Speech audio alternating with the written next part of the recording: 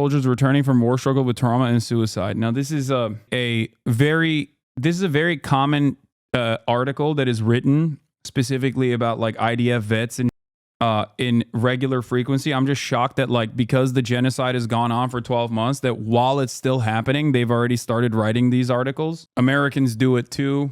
There's only one thing that I find particularly interesting in this, which is the mental health toll. Mizrahi deployed to Gaza on October 8th last year and was tasked with driving a D9 bulldozer, a 62-ton armored vehicle that can withstand bullets and explosives. He was a civilian for most of his life, working as a manager at an Israeli construction company. After witnessing the massacres committed by Hamas, he felt he needed to fight. The reservist spent 186 days in the enclave until he sustained injuries to his knee, followed by hearing damage in February when a rocket-propelled grenade struck his vehicle, his family said. He was pulled out of Gaza for treatment, and in April was diagnosed with PTSD, receiving weekly talk therapy. His treatment did not help. They didn't know how to treat them soldiers. Jenny, who lives in the Israeli Ma'ale Adumim settlement in the occupied West Bank, said, they, soldiers, said the war was so different. They saw things that were never seen in Israel. For the record, this is part of the reason why a lot of the dudes who tour Gaza end up joining Breaking the Silence. Oh, Maya is here. Okay, and yeah, we're gonna move on to some less sad stuff. We're gonna do a little fun reset from this. When Mizrahi was on leave, he suffered from bouts of anger, sweating, insomnia, and social withdrawal, his family said. He told his family that only those who were in Gaza with him could understand what he was going through. He always said, no one will understand what I saw. Jenny wondered if her son killed someone and couldn't handle it. He saw a lot of people die. Maybe he even killed someone, but we don't teach our children to do things like this. So when he did this, something like this, maybe it was a shock for him. Guys Ken, Mizrahi's friend and co-driver of the bulldozer, provided further insights to their experience in Gaza. We saw very, very, very difficult things that are difficult to accept. The former soldier has spoken publicly about the psychological trauma endured by Israeli troops in Gaza. In a testimony to the Knesset Israeli parliament in June, Zaken said that on many occasions, soldiers had to run over terrorists, dead and alive, in the hundreds. Everything squirts out, he added. Zaken says he can no longer eat meat. Now, if you have no interest in understanding the humanity of the people that are being bulldozed over like Rachel Corrie was, then yeah, you look at this and you go, the only people that are human in this story are the people driving the bulldozer and not the people that they're driving over. Perhaps that's the reason why the trigger warning for this article is not harrowing, gruesome acts of violence against an entire population that's being genocided, but instead a trigger warning for suicide, because CNN understands, just like we do, that the victims, those who are in the crosshairs of Israel, are not human. They're simply terrorists. Zaken says he can no longer eat meat as it reminds him of the gruesome scenes he witnessed from his bulldozer in Gaza and struggles to sleep at night. The sound of explosions ringing in his head. When you see a lot of meat outside and blood, both ours and theirs, then it really affects you when you eat. He maintains that the vast majority of those he encountered were terrorists. The civilians we saw, we stopped them and brought them water to drink, and we let them eat our food. He recalled, adding, and even in such situations, Hamas fighters would shoot at them. There's no such thing as citizens, he said, referring to the ability of Hamas fighters to blend with civilians. This is terrorism. Like, the guy is literally talking about how he exploded people by driving a fucking bulldozer over them, and then saying, oh, there were some civilians, but then he immediately says, oh, there are no civilians, actually. This is terrorism. Yeah, not what you did. The real reason why they are experiencing PTSD is because no human being should be tasked with engaging in such gruesome acts of violence. But the other reason why they're experiencing PTSD is because deep down inside, they do recognize that they're exploding human beings. And no human, regardless of how primed they are into assuming that these guys are all enemies that must be brought to heel, will be able to experience normal life after doing that sort of thing. When soldiers do encounter civilians, however, many face a moral dilemma. According to the IDF medic who spoke to CNN anonymously, there was a very strong collective attitude of distrust among Israeli soldiers towards the Palestinians in Gaza. I wonder why. There was a notion that Gazans, including civilians, are bad, that they support Hamas, that they help Hamas, that they were hiding ammunition, the medic said. In the field, however, some of these attitudes change when you actually see Gazan civilians in front of your eyes. The IDF has said that it does all it can to minimize civilian casualties in Gaza by including sending text messages, making phone calls, and dropping evacuation leaflets to warn civilians ahead of attacks. It's exactly like Vietnam. Sometimes civilians attack us. Instead of thinking, maybe I'm the bad guy, all civilians become the enemy. Yes. I've read about the lack of morale in the Israeli battalions due to them having to go to the same points in Gaza, like we see now with northern Gaza being attacked again, and how the soldiers go to a house they've been to over and over again as a base, and there's booby traps everywhere. Each time they return, and clearly the battalions really haven't eliminated anyone. Israelis aren't terrorists at all. Brother, how can you look at the output of any military whatsoever that so deliberately so deliberately engages in like insane amounts of violence? I assume that guy was being sarcastic. We just watched someone talk about their crippling PTSD because they ran over someone with a tank, dude. Yeah. CNN tried to do a sympathy piece on IDF soldiers, and then halfway through the article, you find out this guy was a D9 bulldozer driver that regularly drove over people while they were alive. Here is I Really Hate You, BM. Same D9 operator, Guy Zaken, with his friend Eliran Mizrahi, who killed himself recently, were interviewed in April. They said they destroyed 5,000 houses of terrorists, but when asked, how did you know they were terrorists, they clarified that every house is a terrorist house. This is the guy that killed himself, I think one of them is.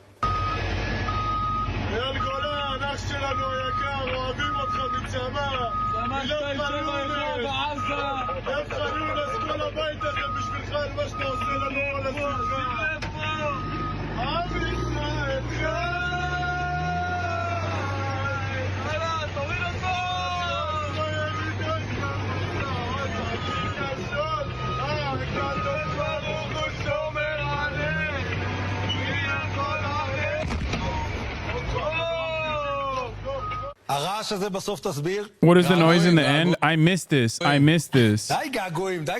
Why is this noise in the end? An explosive device that we drove over while we made a video. Another one of the many surprises they made for us there.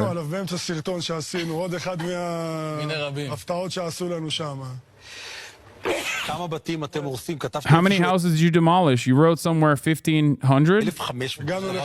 We got to 5,000. 5,000? Yes, and more. Zama 271.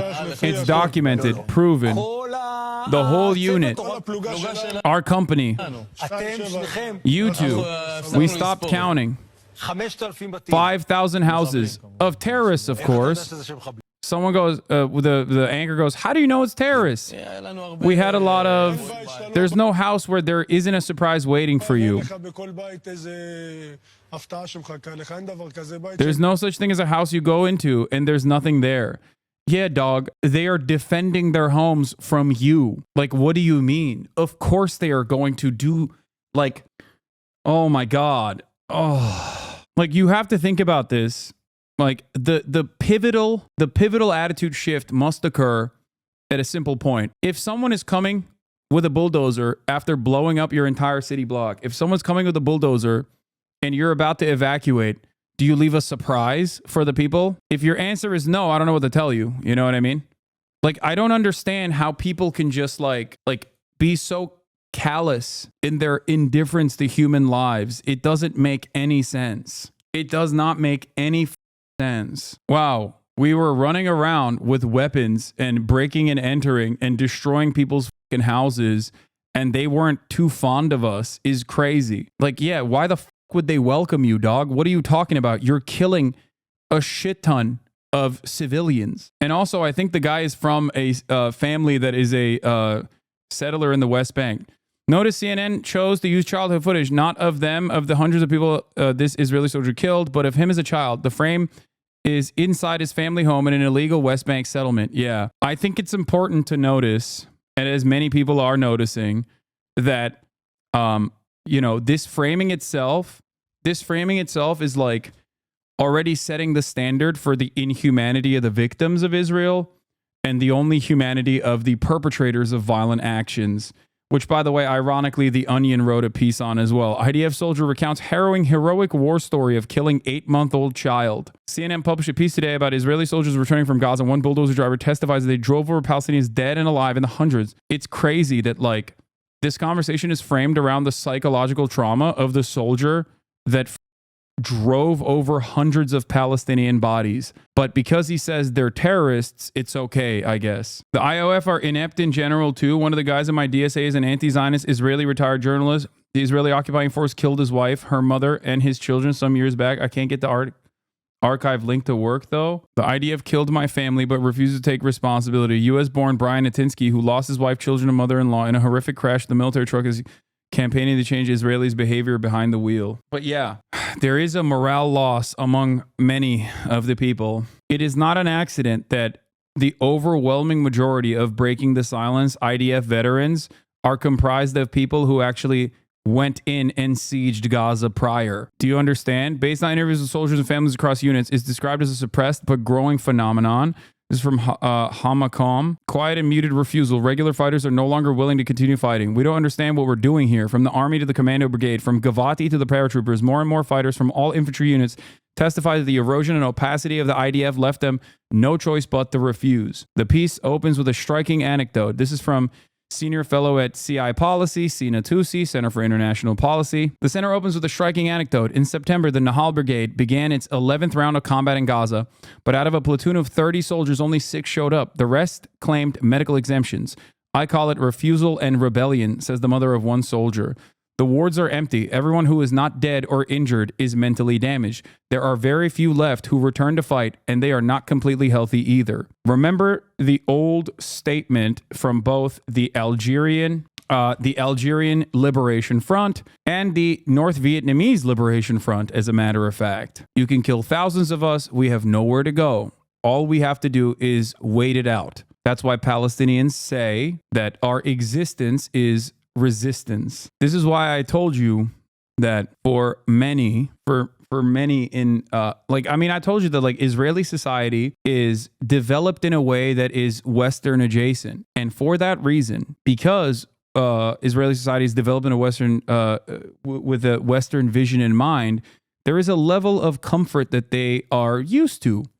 So when you put a shit ton of these reservists into direct combat, like harrowing combat, and tell them like go crazy, and then you rip their normal understanding of the world, you rip them away from their normal understanding of the world, like they're not going to fucking come back and be normal ever again. It's over. One IDF soldier explains that the growing shortage of manpower means missions are done halfway. He adds that the platoons are empty. Those who aren't dead or physically wounded are mentally broken. Very few come back to fight, and even then they aren't fully okay because there's no SDF. So things are done halfway and the mission is not really carried out well. They are not really protected. When you are told they will come to replace you, it's 50-50. The wards are empty. The soldiers notes that all of this was happening before the escalation in Lebanon and the current ground incursion. He says, I don't know what army they will think they'll enter Lebanon because there is no army. I'm not going back to the battalion. The article states that this is a suppressed but growing phenomenon of soldiers refusing to fight. The unity and sense of mission that once drove them has faded. They fought until their last ounce of strength, but reached a point where they just couldn't continue. In Israel, the ongoing conflict after Hamas's October 7th terror. The Israeli reserve is refusing to fight in Gaza. Anyone who says all of this is happening for Judaism is wrong and immoral. Anyone who claims all of this death and destruction is being done in the interests of Jews and that all Jews agree with this is wrong. Okay? It is unironically anti-Semitic. The question I have is, what do you think will happen? What do you think will happen? There's only so much death and destruction until, like, the Israeli society collapses in its entirety. Seeing some crazy anti-Semitism in the chat, but I guess keep patting yourselves on the back. That's insane, dude. You are literally hearing my words come out of my mouth saying that these harrowing accounts of death and destruction that is collapsing Israeli society in its entirety should never be associated with Judaism or the Jewish people, and that it is literally anti-Semitic to do such a thing. And you're hallucinating that there is some crazy anti-Semitism going on. If you see anything anti-Semitic that the mods have not cleaned up in the chat, report it to the mods and we will deal with it. Someone said Jews run the world. Do you think that we didn't immediately clap that person? Do you think that there's a 10-minute or there's now a longer follow limit, as a matter of fact. If you've been in here long enough, even though you haven't, you've been in here since July, you probably have noticed that there are a shit ton of trolls in this chat. They got banned immediately. There you go. Yeah, true. Jews are awful. Boom. Banned. Like instantly. 1408. Yeah, true. Jews are awful. Banned. 1408. Here's another one. Well, Jews run the world. 1407, banned immediately. That's ridiculous, man. They just want you to spend a whole stream just showing a list of people banned from your chat. Yeah, it's fucking ridiculous. There's a genocide ongoing. I'm trying to do my very best to communicate the humanity of the victims of said genocide. And you're over here being like, well, sorry. The 5-second time frame in which your mods clap anti-Semitic sentiments in the chat is not adequate for me. That's crazy. Anyway, that's crazy that like after 12 months of genocide, the only time you're primed and activated is to like ban one of the fucking largest content creators speaking out against such said genocide in North America. That's cool, man. Really showcasing your fucking motivations here. That's crazy. Come on. Trying to use an avenue that is so fucking repugnant too, to say like, oh, this guy is anti-Semitic. His community is anti-Semitic. When it's not something that I believe in, it's something that I've actually railed against my entire fucking life.